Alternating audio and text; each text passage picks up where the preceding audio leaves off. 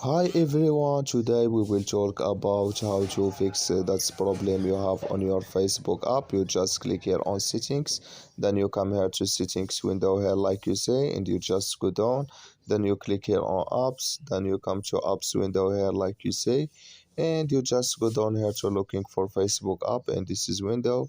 You click here on Facebook, then you come to Facebook app here, or this is window uh, app info, and you click here on for stop, then you click here on OK, and you just click here on storage, then you come to storage window, you click here on clear cache, then you click here on clear data, and you just turn off your phone and turn on it, and it's going to work with you.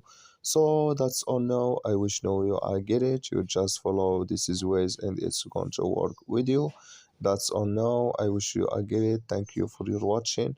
Don't forget to support us by like and subscribe, and see you in next video.